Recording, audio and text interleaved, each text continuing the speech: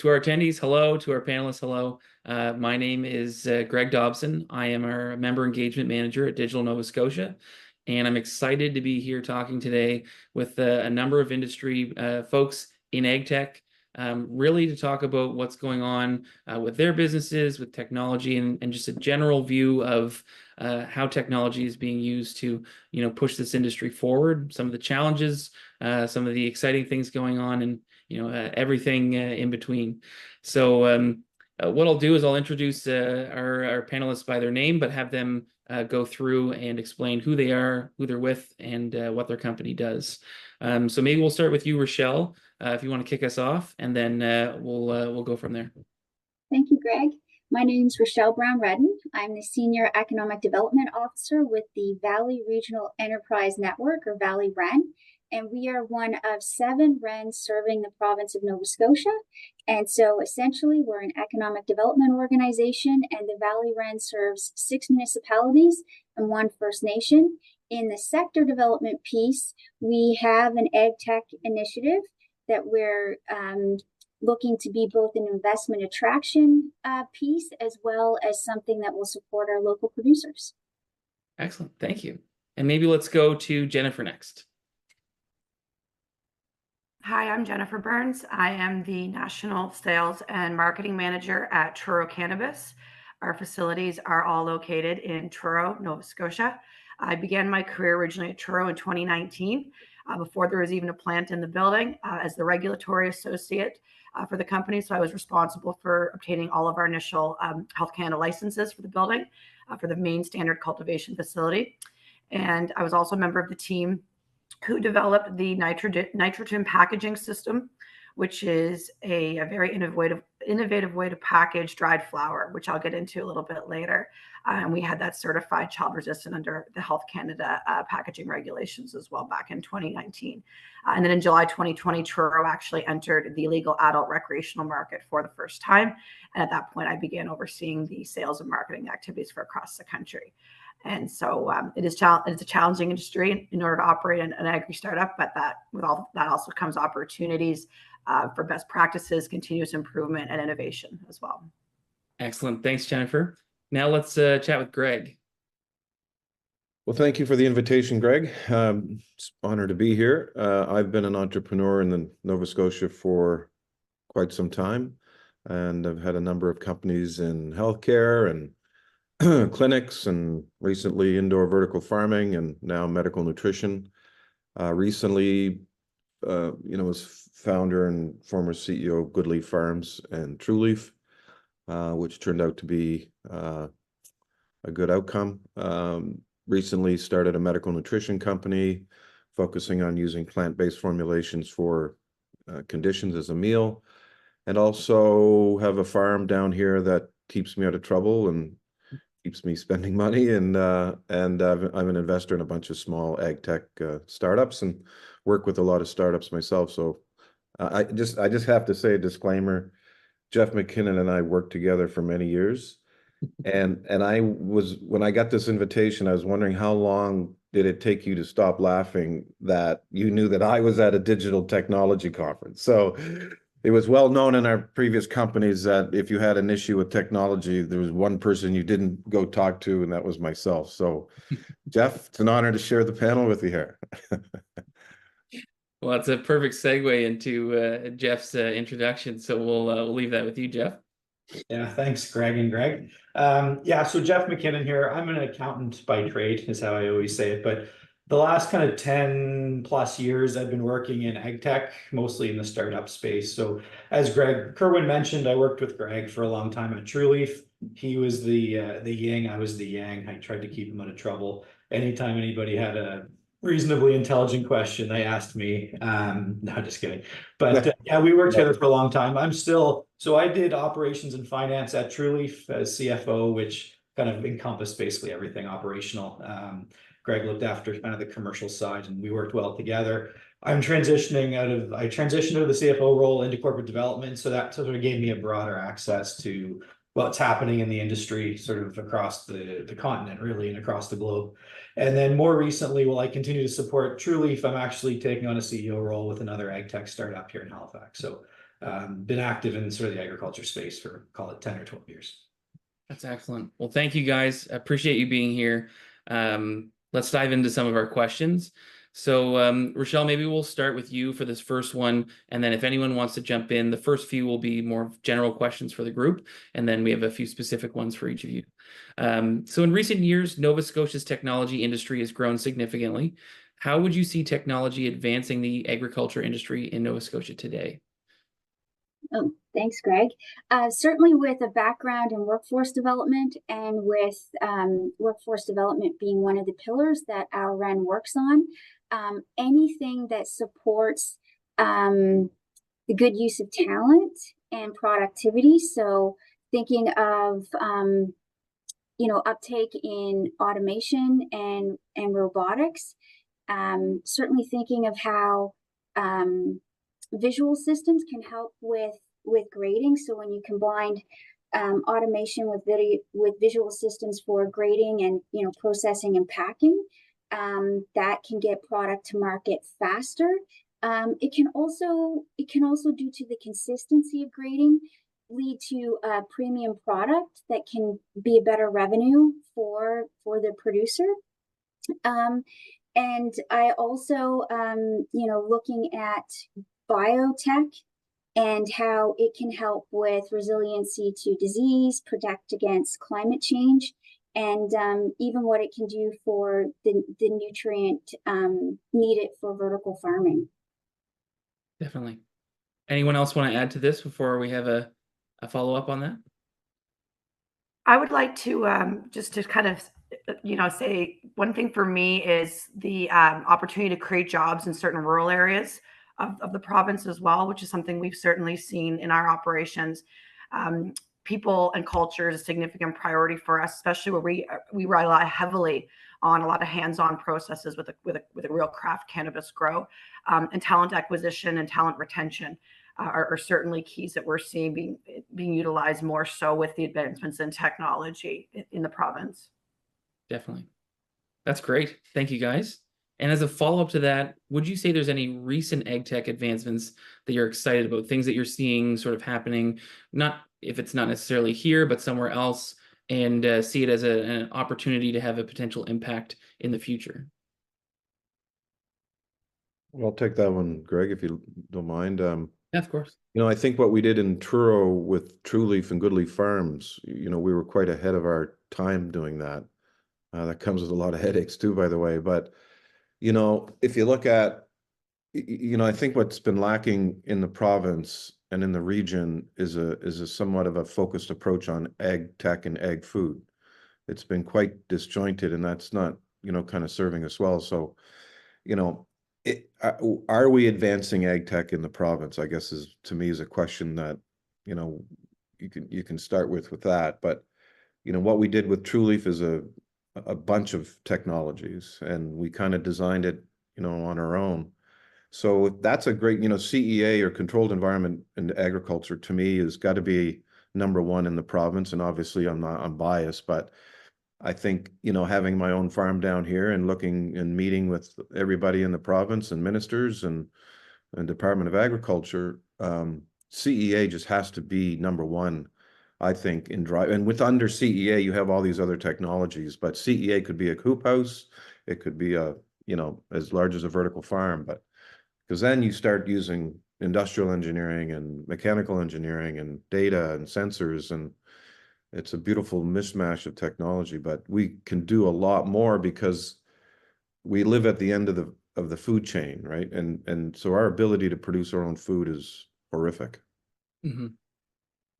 Yeah, Greg, just to jump on that too, I think what's driving it is the end consumer preferences are changing. People want high quality product, they want clean product, they want safe product, but they want it at costs parity to what they're currently paying or less, right? So the way I see Agri-Tech, and I'm not sure there's any specific advancements that sort of jump off the chart, but what I think's happening is you're seeing the technology costs come down. So access to data capture, data analytics is coming down, automation is coming down. So all of that sort of drives Agri-Tech to being a little more cost competitive, I think, with traditional, and I think everyone recognizes the traditional system is not sustainable. But people aren't willing to pay 3 or 4 times the price. So the big advancements to me are just the kind of table stake tech. The costs are starting to come down, which is making it much more applicable to industry. Excellent. There are So- 2 advancements as well that I'd like to mention, more so it's cannabis related, but I'm really excited about them. One is a project that Truro Cannabis is currently working on in partnership with Dalhousie University and the NRC. Subject to an NDA, I can't get into full details at this time, but the project is based on the validation of a new cannabis flower drying activity system that, if successful, could revolutionize how the commercial cannabis industry dries their flower products. Which would result in a significant operational cost savings without any negative effect on the outcome of the cannabis flower.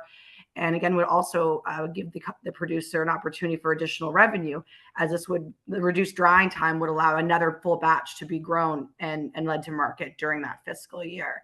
So we are excited to be a part of that project. As leading innovation is a key component of ours at Truro. Another key technology, more on the plant science side of things, that we're really excited about and are also involved with, is the advances being made in cannabis-specific tissue culture technology, which involves the production of genetically identical clones being cultivated from existing plants, from cuts of plant material, but this is all done within a lab. It's all sterilized and multiplied in a lab environment. And then these clones are then you put in vessels and then carried on for used in greenhouses and indoor growing. But the use of tissue culture technology will allow a producer to harvest a large library of genetics in a relatively small space, reducing the overall footprint required to do those things. Wow, that's fantastic. But if I may, I just wanted to build on what Jeff said about data analytics. I'm really excited for what will come from all the predictive technologies. Because I think that the more advanced and developed those get, they're going to help in things with climate and biologics and all of that, but also in helping to de-risk some of the production. And so certainly things that I find exciting, to give an example here in the Annapolis Valley, is predicting yields. So the use of on-the-vine images to produce grape yield. Wow. It's interesting. You bring up predictive technology. I've had some good conversations with one of our members, the Truro and Colchester partnership, and they are, using predictive technology and AI in order to evaluate or determine companies that are looking at, space, whether it's to build and develop land or rent for their businesses, to then target them and attract them to bringing their businesses to that area in order to stimulate the local economy. And it's interesting how that sort of technology is being used in that way. And in an area, more some of those rural areas in Nova Scotia that, like you would expect, you may not expect them to be thinking so far ahead in terms of using AI technology to target companies to bring their businesses here. I think in myself, just hearing that was pretty impressed, just to hear how forward thinking folks are, because of how important this industry is in terms of our economic growth, and as well as creating jobs in some of those areas that are traditionally more challenging to be able to develop large businesses in. So it's really cool to hear about those initiatives, and as well, Jennifer, the items that you're talking about. I know you couldn't talk about it all in detail, but it sounds really exciting, and hopefully we'll be able to hear more about that in the near future from you. So interesting segue, but I think that this is very relative to some of the things that we're talking about, is as you're introducing new technology into agriculture, and Jennifer, this might lean more on your side of the business, but I think applies to everyone here.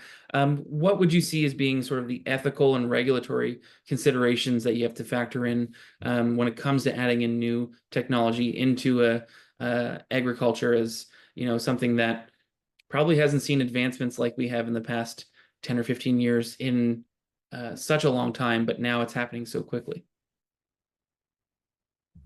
I think for us too, there's ethical and a lot of ethical considerations to take into place before we even start talking about new technology in the cannabis space. So unfortunately, the cannabis industry has already gained an unfortunate reputation for being one of the most polluting industries with the amount of waste that is produced, not just from a retail packaging perspective, but also from a resources perspective, from electricity and water usage. So sustainability and those environmental impacts are key ethical considerations that we take into consideration when we're looking at new technologies and adopting new technologies and bringing those initiatives into our facilities. So I can address that more in the next question on sustainability and how we're attacking that. But it is for us because it's already a problem that we're trying to address. Mm-hmm. Well, it's a perfect segue into, what we want to talk about next with sustainability. And I'm going to start with Gregg and Jeff first, just to speak more of what maybe TruLeaf and some of your Petite Riviere is doing. But, the importance of sustainable practices in the agricultural industry has been outlined by the federal government through its announcement of the Sustainable Agricultural Strategy. How does Agri-Tech enhance sustainability and support economic opportunities? So maybe we'll start Gregg, Jeff, and then Jennifer. We'll have you weigh in as well. Yeah, I mean, the word sustainable or sustainability is a pretty broad term, right? And within that, that's quite a couple of items. To me, it's sustainability in Agri-Tech. Another word is efficiency, and resource efficiency. And if you think of agricultural Nova Scotia, then what does that mean? Well, what is sustainability in ag? Well, it starts with energy is a big input, no matter what you're doing. Well, our energy comes from coal. Okay, well, we're already behind the 8 ball. Then you look at water. What we did with TruLeaf was extraordinary, with producing significant amount of output with very, very little water. And I think, Jen, you would explore that in indoor growing. So, regenerative agriculture is going to be fascinating to watch. It is going to attract billions and billions in capital, and it's not going to be taken up broadly yet. And I think Jeff touched on that. When you do things clean and sustainable, that comes with a cost. And unfortunately, the consumer today has been programmed to buy really, really cheap things, whether it's fruit and veg or the stuff you should eat. We got shocked with that. So sustainable, yes, and efficiency, but where we really need to do as a province is look at sustainability in food production and overall. So you have a sustainable food supply, but you have a sustainable way of growing. Both those have a long way to go in this province, I would say. Yeah, I think if you look at it, I mean, looking at it sort of a step like 10,000 feet, I think sustainability is really what supports Agri-Tech in my mind. Like that's, the issues with environmental runoff, greenhouse gas from traditional agriculture, certainly in the vertical farming space, that's really a big piece of the value proposition is you can reduce that. You can grow in market, and to Gregg's point, resource efficiency.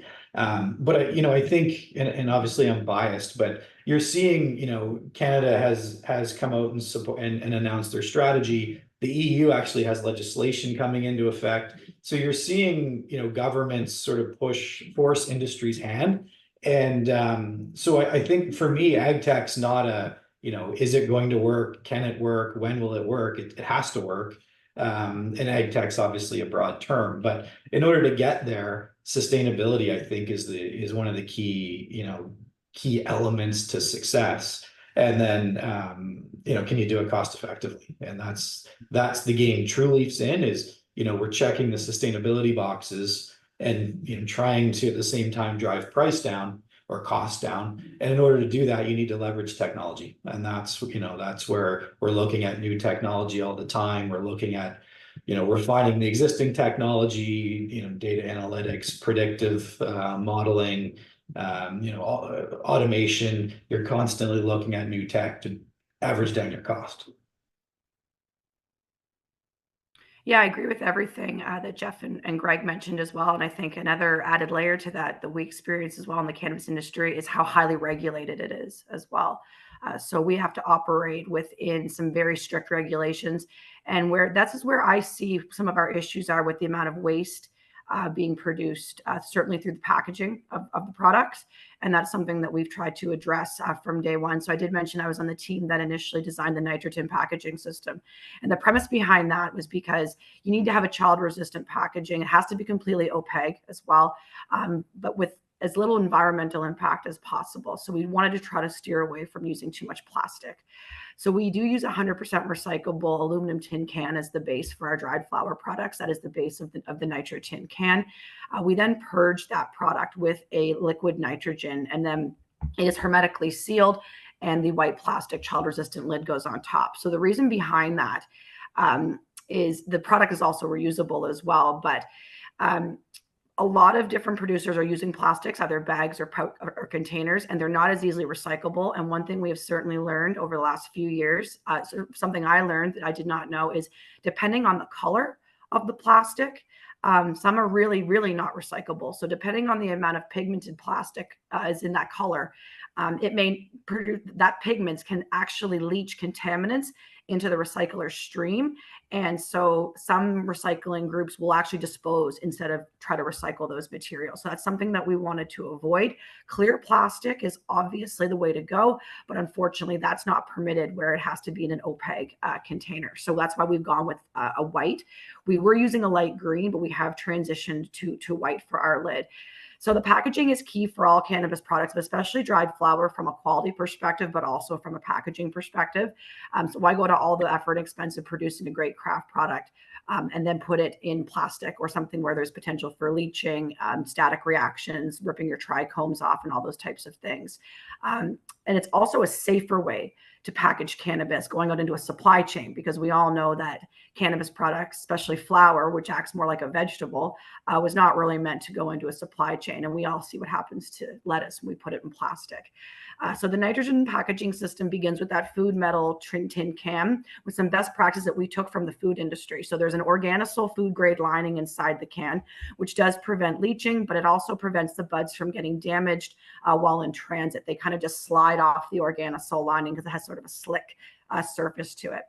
So the buds are hand weighed into the can, they go down the line, then they're purged with liquid nitrogen. The reason for that is because liquid nitrogen weighs more than oxygen. So what that does is the liquid nitrogen penetrates through the buds, it hits the bottom of the can, which forces all the oxygen out of that can. And then the hermetic seal goes on immediately. So now the buds are living in effectively an oxygen-free environment where it maintains their moisture content, cannabinoid profile, the terpene profile, so all of your big quality aspects. But it also, in that absence of oxygen, nothing can grow. No mold, no yeast, aerobic bacteria. So it's a very safe way to package the cannabis as well until it gets that end consumer. And we're located in Nova Scotia and have sold all the way to BC and about to enter Yukon and other provinces very north of us. So it's important to be able to get that product safely and effectively into those markets, especially from a revenue perspective. So it does sustain our dried flower, but it's also great for sustainability from an environmental perspective as well. And so that's why we've decided to go with that type of packaging. We do believe it's one of the more recyclable options out on the market as well, and can easily be used, washed and reused. It's amazing just to think of how much thinking goes behind just the packaging from that standpoint, where the end consumer might say, well, it's just a container, but really all of the implications of how that's produced and the product itself being unique with all of its properties, but even from like a brand perspective, how you guys apply your brand to that packaging, all of those things coming back to sustainability. It's great to hear that, because there's just so much that we wouldn't know. I learned a lot just from this around packaging, so it's very fascinating. Very cool. Very cool. And I think the important part of that too is to be able to look for best practices from other industries. We don't have to recreate the wheel ourselves too. I think that's sometimes how some great technologies develop, is looking at what others are doing really well and just building on that. Absolutely. Those incremental changes can make such a big impact versus trying to start from ground zero. So our next question, Jeff, I have, sorry. Yeah. Sorry. I'd just like to shine a light on what I see as the sweet spot for agricultural technologies, and that's the blending of the meaning of sustainability. So certainly the strategy focuses on environmental protection, climate change, reduction in water uses. And the other side of sustainability is how ag tech is going to help sustain our agribusinesses. It's got to do both. So when ag tech can meet all the needs of environmental protection and help our producers reduce inputs and increase outputs, that's the sweet spot that I look for in ag tech. That's great. It's such an interesting industry that I feel like doesn't get as much of a spotlight when we're talking about technology, but there's so much going on that people don't know is happening unless you're in that space. Which is why I'm excited to have you guys all here today to talk about it and get people interested in it. And I know, Richelle, you brought up vertical farms in one of your previous answers here, but Jeff, a question for you, and Richelle, please feel free to add to it. So indoor growing technology or vertical farms is one example of the latest advancements in agricultural technology. What would be one of the main benefits for it for someone who might not be as familiar with that process? Yeah, I mean, good question. There's a lot of benefits, obviously, and I'm biased, but I think fundamentally, if I were to sort of break it down into a couple, what people I think fail to realize is just how at risk the supply chain is right now. And as I think Gregg mentioned it earlier, we are literally the end of the road for traditional, lettuce and leafy greens coming out of California. And the example I always give is you go to Sobeys or Superstore, wherever, to buy your greens, you pick up the pack and you flip the pack over and see how slimy the bottom is. And that's sort of what drives your purchase decision. So you get very little shelf life. You buy the stuff at Costco, it might last 3 or 4 days. We really are in a bit of a food desert in that regard. So I'd say the primary benefit is you're growing local in market, and you're weather agnostic, I suppose, in that you grow the same product all year round. It doesn't matter what's happening outside. So that's, I think, largely missed by consumers. Are starting to understand that, but it's been a journey to get there. And then quality being another, obviously, issue. And I mentioned cost earlier, and that's where I think, I'm not sure it's a benefit yet, but we've got that sustainability benefit and trying to get costs down to be more beneficial to the end consumer. But I would say one of the things, and we've been having a lot of conversations with federal government about this, food sustainability, and not just from an environmental standpoint, but from a supply standpoint, is a huge issue in Canada. Food inflation is a massive issue in Canada. And one of the things vertical farming or CEA brings or has brought over the last couple of years is it is a little more expensive generally, but it's from a inflationary standpoint is relatively flat. So you're seeing the two worlds, the two lines sort of collide, in that our pricing hasn't changed. Field grown out of California continues to increase at 6 to 10% per year. So I think you're going to see that price parity. Well, I think you're at that price parity point now. Yeah. Excellent. So I know, Jennifer, you spoke a lot about the interesting use of technology when it comes to cultivation and development of new strains. Can you expand a little bit on how those new strains, how you guys use technology as a way to come up with those, and how that factors in? I know it's very scientific when it comes into to that, and something that I would not even begin to have as much knowledge on, but would love to hear from you on how that's technology is having an influence on that. Yeah, absolutely. So there's some key buckets that I'd like to discuss, but I think overall, at Truro Cannabis, we believe that in order to lead an industry, you also need to be leading on the leading edge of innovation as well too. So it is a big focus of ours. One thing that we have found that we utilize greatly is an enterprise NRP system. Network resource planner system versus a traditional ERP system. And without getting into it too much, basically the NRP is a software network that serves as sort of a common foundation for simultaneous multi-party management of data processes, data and processes, I should say. So it significantly reduces your costs, helps manage security and data privacy, aids in new product development, and innovation, and provides opportunities for the creation of new revenue streams as well, because everything talks to each other. In a traditional ERP system, some of the ecosystem participants cannot share data that easily, and therefore there can be a breakdown in trust, and you work more on contracts and things like that, and can be very inefficient.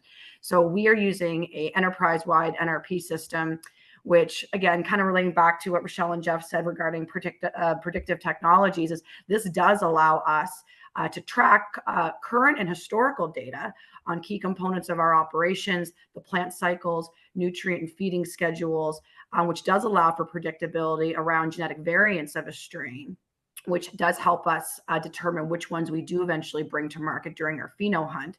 But also that predictability allows us to evaluate the quality of the input material that is required to develop new products. So in the spirit of innovation. So for example, if we wanted to develop a vape product, we don't currently do those products, but if that was something that we wanted to do, we need to understand that if that particular cannabis strain that we're looking at to produce that, will that yield a viable amount of input material, such as trim, that is needed for the creation of this intended product, whether it's a vape or could be any other product, extract, concentrate, etc.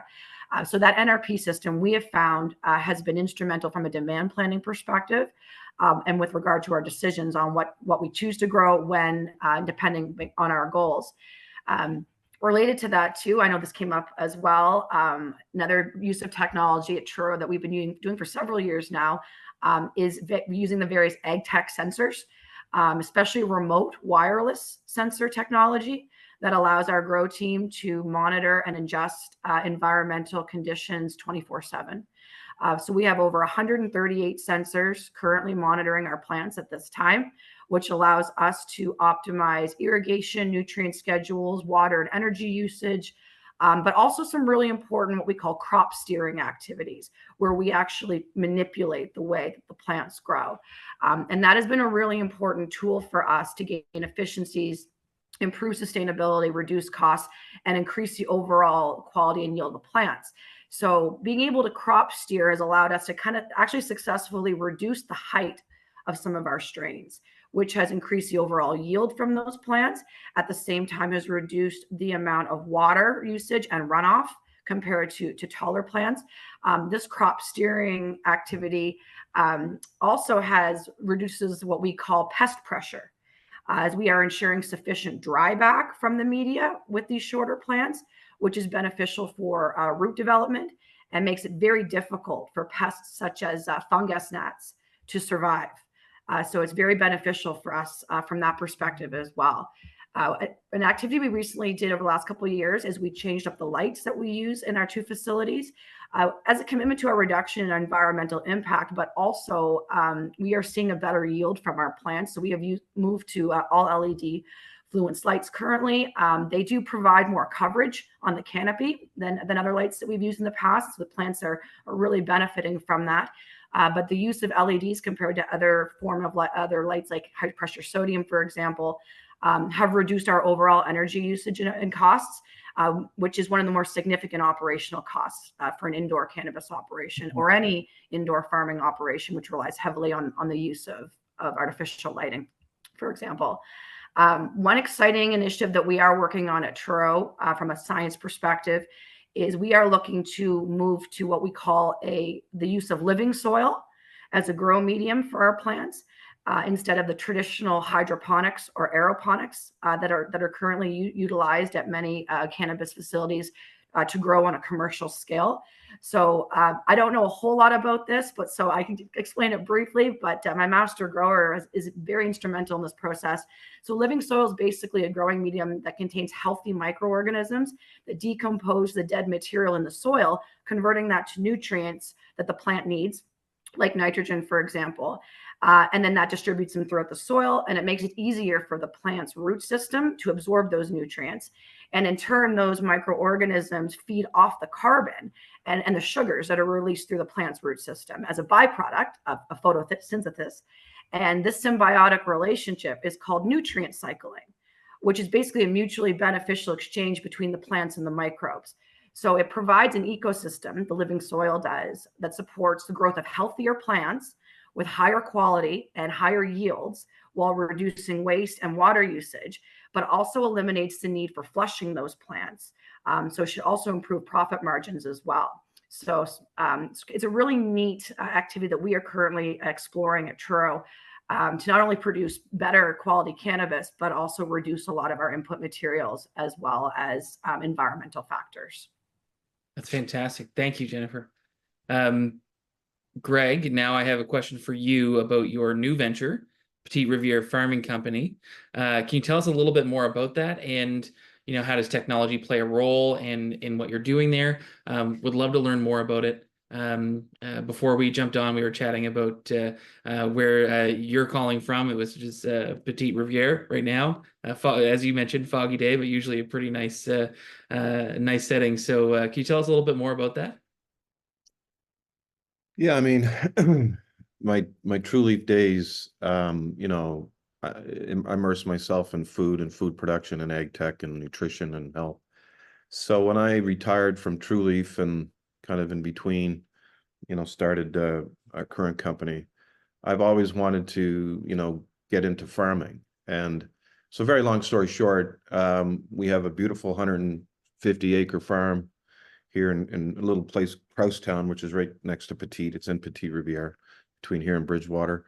So what we're doing is we just commissioned a decent sized greenhouse. We've deployed various pieces of agricultural technologies. And so we're going to be doing kind of two things. We're going to be doing our own growing. We're underway in some interesting research. So a couple of projects that I was working on in my TruLeaf days, I'm kind of rekindling, and high level, using seed genomics and growing certain medicinal plants for phytochemicals for anti-cancer properties.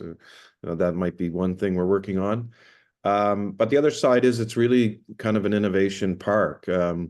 We're currently working with 3 or 4 startups that, early discussions on doing some really cool stuff, like taking the next stage of perhaps vertical farming and indoor greenhouse growing. What does energy efficiency look like? Using different fertilizers. So we haven't marketed it yet, but it's a pretty cool operation. It's a small group, but if anybody has a startup idea in the ag tech space, we would probably be a good place to come to.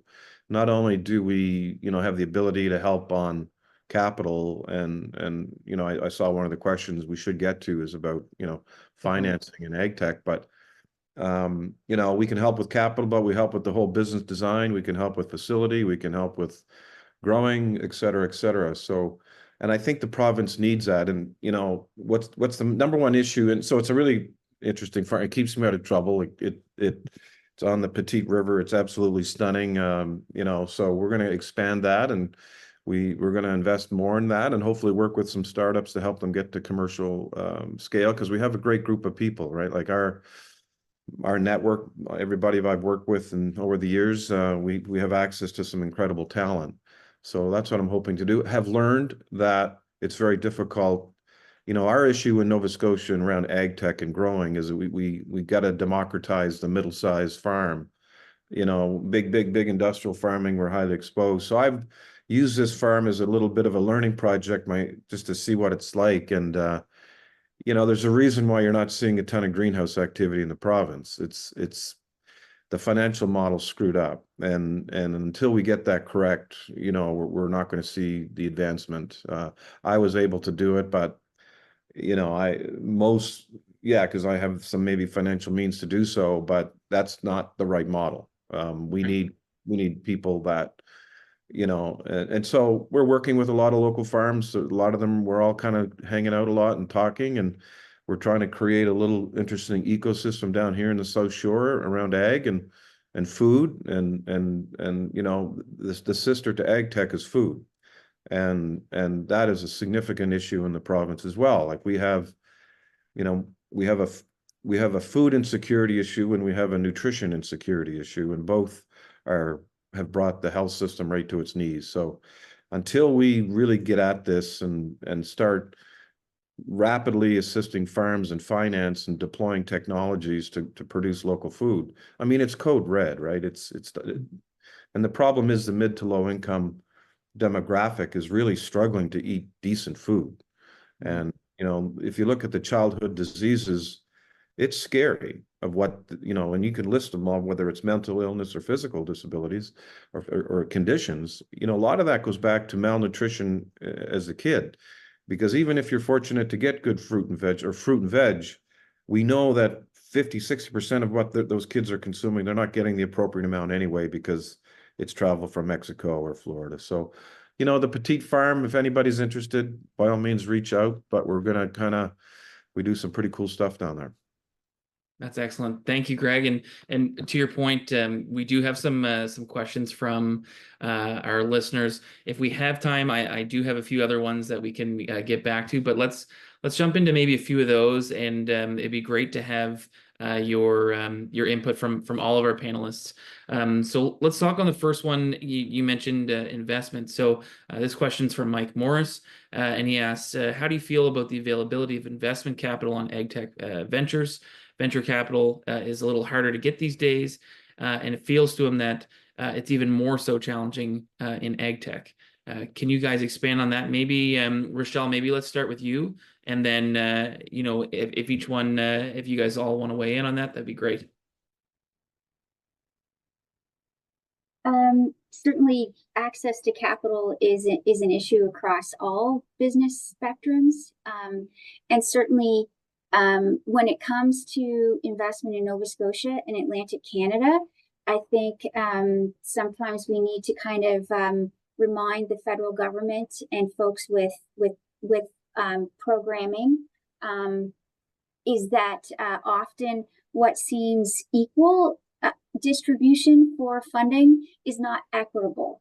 That here we do have, you know, reduced access to the angel investment and the venture capital. And I think we need more connectivity between them so that folks can really see what can flourish here in the province of Nova Scotia. So yeah, I'm looking for more equitability in the capital that's available for Nova Scotian businesses.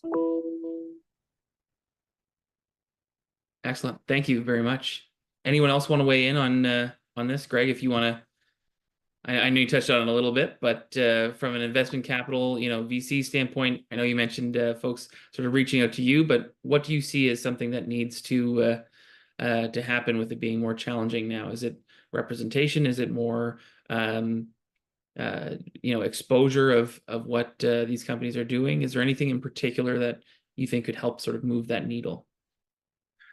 Well, that's a heavy question. I mean, Jeff's got a lot of experience there as well, but look, at the end of the day, I'm just trying to how to say this appropriately and not piss anybody off, I guess. But you know, at the end of the day, the VC model in Canada is weak. Let's just put it that, and particularly when you get into ag tech, as Jeff and I've learned. So the problem is that, you know, if you take the VC model, that's horrendously in Canada equipped to work with companies that we're talking about. And so then, you know, you go back to the investment environment is really hard the last 2 years. And Richelle, to your point, it doesn't matter what you have, unless you've got AI and healthcare, everybody else is really struggling. And my current company we just closed a decent, you know, seed round, and man, that took all the good out of me. You know, it's very hard. And so there's a reason why you're not seeing a lot of innovation in Atlantic Canada. Jeff and I raised a lot of money for TruLeaf, but you know, that was quite a journey. And so where do you fix it? Well, first off, we have to treat ag tech and agri-food in the province as a priority. It's not a priority. So problem number one, right? Like we put $1 billion into the oceans, you know, federally and provincially, we put $1 billion into the oceans. And listen, I'm not diminishing the importance of I'm looking at it right now. It's beautiful. I hope it's good. But at the end of the day, we treat agri-food and ag innovation and ag tech in Nova Scotia and Atlantic Canada at the bottom. And that has to change immediately. Mm-hmm. And the only way we're going to change that immediately, and we need to make it at the top, because the innovation that comes out of ag tech and all the pieces that we've talked about today, and if you do it sustainably, immediately affects the provincial GDP, but most importantly, human health. And if we don't connect those dots real quick, like you can call an ambulance today and you're not going to get one. So I'll just leave it at that, So are we in deep shit? We're in deep shit. So, going back to investment, I think the province needs to take a hard look at how it does things and treat things like ag tech and indoor farming as infrastructure. So don't wait for the VCs to come and take you to the promised land. That ain't going to happen. There's some wonderful angels in the province of Nova Scotia that supported Jeff and I in the early days of TruLeaf and that are supporting me and my new company today. So we're getting better organized at the angel part. We're getting better at our IETCs in the province. I've had some discussions with that, and that's really exciting to see that improve. But the thing about ag tech, two things. It takes a lot longer and it takes more money. And that's where the disconnect lies. So I think Jeff knows more than I, but some of the bigger funds are starting to look at the long view. So that's exciting. Ag tech has gone through a lot of bumps. There's a lot of, bankruptcies, but the world is going to drive it forward. So what do we do in the East? We have a long way to go. And you're not going to see advancement and innovation in ag tech in the immediate future, in my opinion, because there's a reason why there's not a lot of good startups in the East doing it. It's just, and now you just can't get capital and banks, good luck. Thanks. Yeah. Greg, maybe I'll jump in on that. Sort of ag tech VC is kind of my world. And I'm active with TruLeaf raising, in the hundreds of millions, and then a couple others raising a couple million. And I think my opinion probably echoes Gregg's in many ways, but I think the investor community, there's lots of VCs out there, and I'm an advisor to one that is focused on ag tech VC with a global thesis. But the problem is the whole VC world's reset, and now you've got venture capital money's harder to get. It's more astute. It's more discerning. So, the pre-seed, when historically you could raise, you generally need to truly go to the angel network now for that. And then the venture capitals come in a little later, and they're really focused on, they tend to like short horizons, and agriculture isn't. And that's, and this is, I'm sure, not the audience for this, but everyone wants to invest in AI because you're going to sell to Google in a year and a half and make, 100x or something crazy. That's not ag tech. Ag tech is a 5 to 10 year journey, and it's a 10 bagger kind of best case scenario. So, my view, and we've got some great angels in Nova Scotia, and Gregg and I have worked with a lot of them. That's where we're weak in the East. We don't have enough angels that are looking to say, I'm okay investing for 5 to 7 to 10 years and taking a 10x. And that's, the checks you're getting, they're smaller here. I've done the same thing in Ontario, and those checks are 5 times as big. Those angel checks are 5 times as big as they are in Nova Scotia. So that, to me, that's the missing piece, is we need to foster more angel activity here. And for agriculture, honestly, again, and probably piss some people off, it needs to come from farmers. It needs to come from people who have been in the agriculture space. But Nova Scotia is old school. Farmers, they like grapes, they like field crops, they like to do things the old way. Ag tech is not well accepted here by the traditionalists in a way. And you get that, and we talked a little bit, I think, before people joined, about how siloed agriculture and ag tech is in Nova Scotia. That's from the Department of Agriculture. They are very protective of old school farming, and that's a problem. There needs to be more political involvement at all levels to say, this is an issue. This is a sector with tremendous opportunity. We've got to put some capital behind it to help some of these companies get to venture ready. That's my rant. I'll stop there for now. That's great. I think it wouldn't be a proper discussion around ag tech without some spicy content at the end. I think that's fantastic. So what I'll do is, I know I had a couple other questions, but there's one here. Maybe we can get a couple quick opinions from the folks here, but this one comes from AJ. So it's a question for Gregg saying, since you've worked with a lot of Agri-Tech businesses, does Nova Scotia have enough talent capital and skilled workforce to cater this upcoming trend in Agri-Tech revolving around automation? And that might be something that plays into your business as well, Jennifer. So yeah, would love to just get your opinion on that, and then I'll leave us with one last question at the end before we wrap up. Am I answering a question? Is that what you said, Greg? Yes. So, you know, would you see that we have enough talent and capital, you know, like skilled workforce with? You know, I gave a talk one year at the University of Guelph, but when we were we built a big farm up in Guelph, and I created a slide that because answer your question very quickly, you know, we work closely with Dalhousie Agriculture. Well, it was the Nova Scotia Agricultural College back then, and then it turned into Dal. We've clearly found a mismatch, right? So when you get into ag tech and ag innovation and what's going on in the world today that's rapidly advancing and thankfully in a good way, we found that there was quite a mismatch, that there wasn't really any knowledge and skill and experience at Dalhousie Ag for what we needed. So I got on a plane and went to Japan and developed a relationship with the Japanese who knew all about this. So the answer to AJ's question is no. You know, if you look at the future, I think there is a big gap. You know, at my talk in Guelph, I created a slide that said STEMF, STEMF. And we know what STEM is, you know, science and technology and engineering, math, but the F was for food. And my point was to the University of Guelph and to Dalhousie Agriculture is you got to get training, you know, our future, you know, people working in farming per se or ag, expose them to what's really innovating. And I think that's where we got to focus at. So no, there is a shortage of talent for what we need to do in the future. You know, what's happening in the oceans, there's a lot of capital dedicated to that, you know, but there's nothing really focused in the province so, you know, AJ's raising a good point. We can scale all we want. If we get all this capital and we build all these facilities, you still got to staff them. And that's where AJ is raising, you know, the value here. And we're too disjointed. You know, I'm having meetings with Dalhousie Ag and, you know, Dalhousie, and we're, you know, what does it look like if you merge or expose Dalhousie Ag with Dalhousie Medical School? You think of food as medicine. I mean, that's spectacular if that happens. But there is no, you know, and the problem is in Nova Scotia, you got to think, well, what's really matters? You know, in Nova Scotia, we try to do a little bit of everything and we're good at nothing and most times. I'm sorry, but you know what I mean? Like we got to get focused on one or two key things in the province and be good at it and focused at it instead of a little bit over here and here. And, you know, what you're doing, Richelle, in the Valley, you guys are, you know, really crushing it. I remember meeting you and your team up there back at that conference.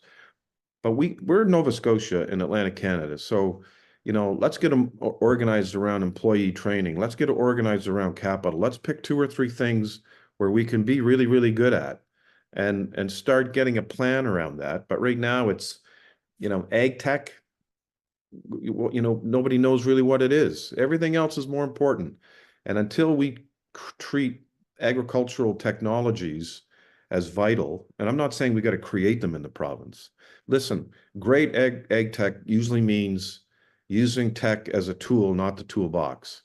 And if you're solving big problems, you're using a bit of tech, but you're using it to solve a bigger problem. When you do that, as Jeff and I and our teammates did with TruLeaf, then you unlock big value, then you unlock the capital, and God love us. So you know what, in Nova Scotia, what I loved about my TruLeaf team and what I love about my team now is none of us had any previous experience. We just had a desire to disrupt and hang in there.